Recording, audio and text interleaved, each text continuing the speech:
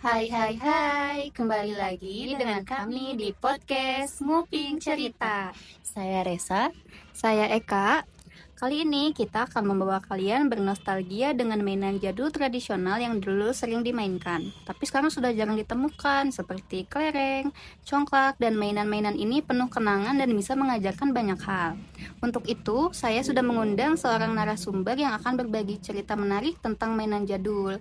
Selamat datang Kak Resa, apa kabar? Halo Kak Eka, baik. Terima kasih sudah mengundang saya. Senang bisa berbagi cerita tentang mainan jadul yang selalu bikin kangen masa kecil.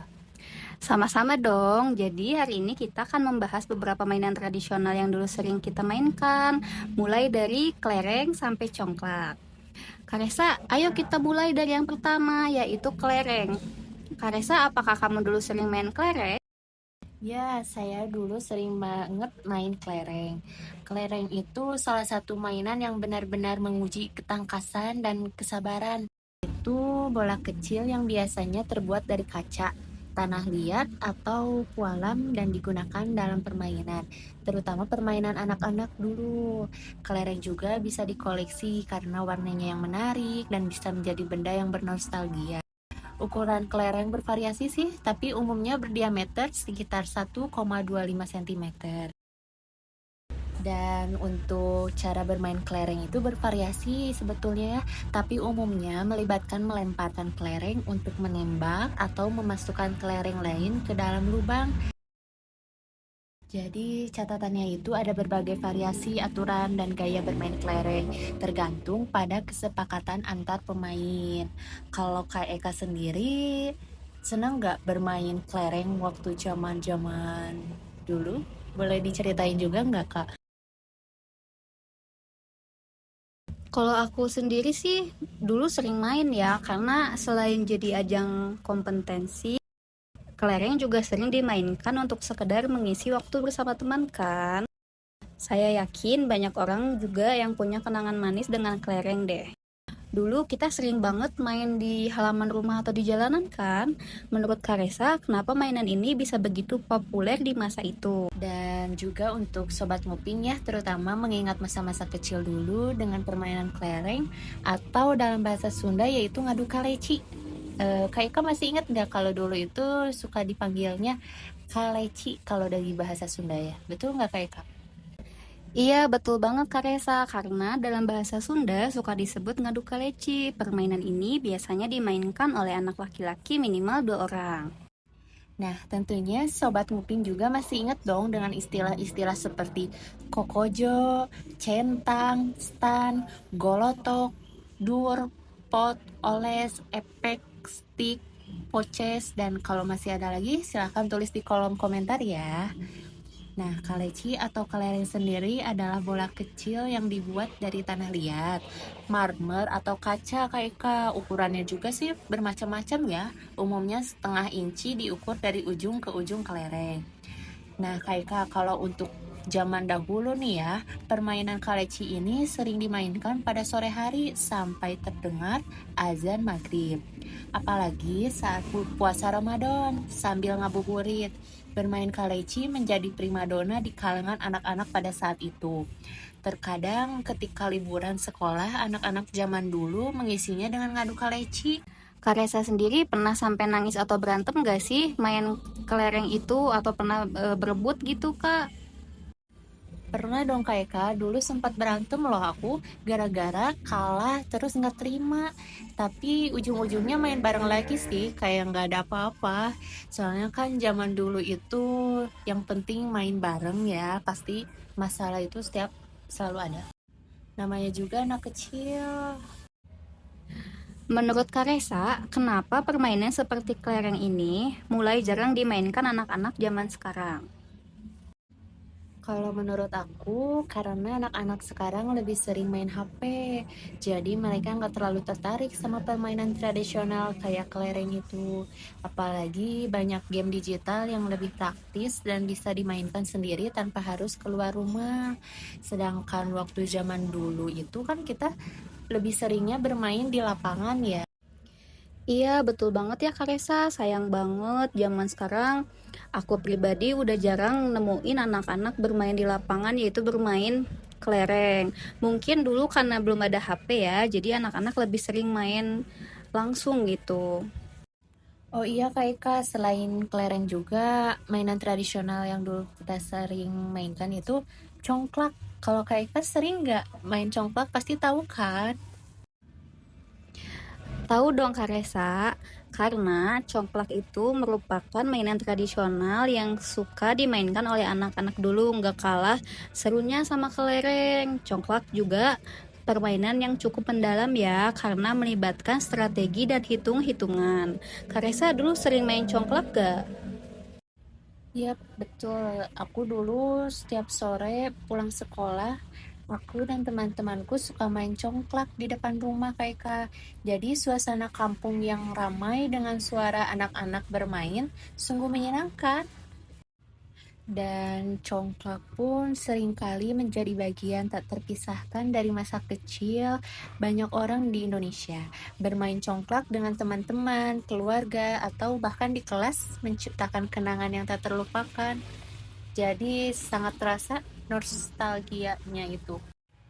Oh iya Kak Eka, nostalgia congklak adalah perasaan yang mendalam dan personal. Jadi permainan ini tidak hanya sekedar permainan, tetapi juga merupakan bagian dari identitas budaya Indonesia dan kenangan berharga yang ingin terus dipertahankan.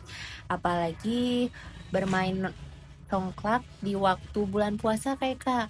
Nah, di situ kan banyak ya yang sambil ngabuburit, sambil nunggu buka puasa, azan maghrib, kita selalu bermain congklak maupun mainan tradisional lainnya. Iya betul Kak Resa, aku juga dulu sering main congklak di bulan puasa sambil menunggu adzan maghrib. Aku mau tanya nih, Kak Resa pernah gak sih sampai kesel atau curang gitu waktu main congklak? Biar sahabat nguping tahu. Siapa tahu sahabat nguping di sini belum tahu congklak itu permainan seperti apa dan bagaimana cara mainnya. Kalau curang saat permainan congklak itu pernah sih kayak saya.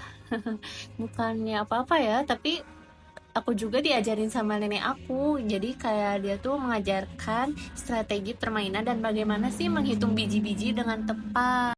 Kalau untuk congklak sendiri ya kayak Kak, permainan tradisional Indonesia yang menggunakan papan dengan lubang dan biji-bijian.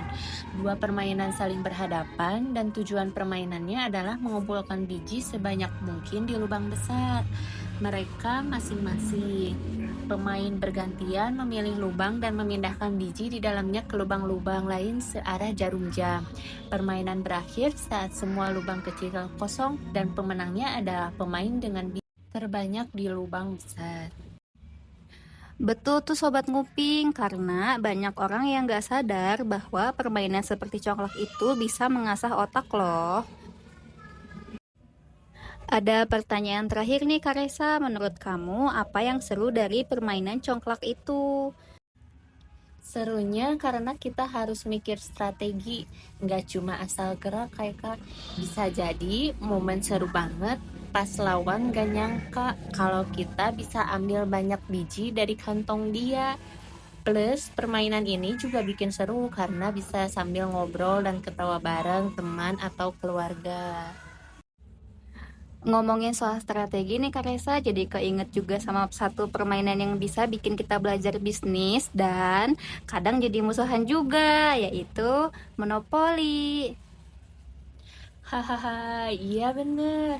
Monopoli itu kayak pelatihan jadi pengusaha sejak dini, tapi versi penuh emosi. Beli tanah, bangun rumah, terus nagih sewa ke teman sendiri kayak Kak.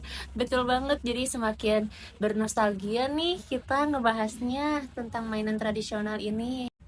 Jadi aku jelasin dulu nih sedikit, siapa tahu Sobat Nguping belum ada yang tahu ya, monopoli itu apa. Monopoli itu permainan papan yang isinya jual beli properti. Jadi kita keliling papan, beli tanah, bangun rumah. Terus kalau ada pemain lain yang mampir ke tempat kita, mereka harus bayar sewa. Semacam jadi juragan gitu. Tujuannya ya jadi yang paling kaya sambil bikin pemain lain bangkrut pelan-pelan. Seru banget pokoknya, apalagi kalau mainnya bareng teman-teman bisa jadi ajang adu strategi atau malah jadi ajang ngambek karena kalah deh. Ada nggak sih momen lucu atau toksik pas main? Soalnya biasanya dari yang ketawa-ketawa bisa tiba-tiba diem-dieman kalau udah kalah dan bangkrut.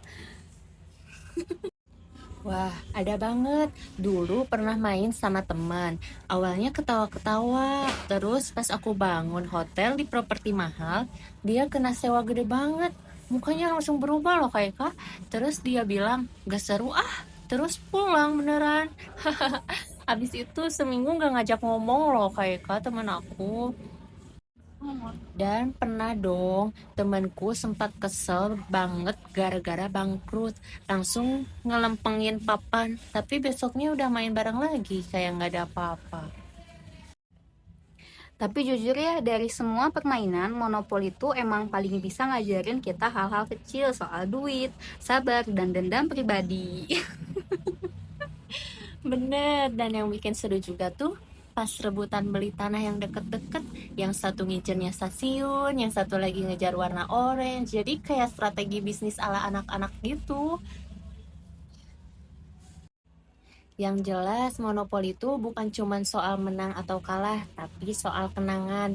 Dan mungkin cara paling halus buat ngetes pertemanan yang nggak kayak Kak. Iya dong, betul banget. Ih, seru banget ya Sobat Nguping pembahasan kali ini. Apalagi kita kedatangan narasumber yang cocok banget untuk diajak bernostalgia tentang mainan tradisional ini. Siapa tahu di sini ada Sobat Nguping yang juga kangen masa-masa kecil ya. Makasih banyak ya Kak Resa udah mau menyempatkan waktunya untuk kita bahas permainan jadul ini di podcast kali ini. Ya, sama-sama kayak Kak. Senang banget saya bisa meluangkan waktu untuk berbagi cerita ini. Buat sahabat nguping, jangan lupa subscribe, like, dan tulis di komen kalian mau kita bahas apa lagi.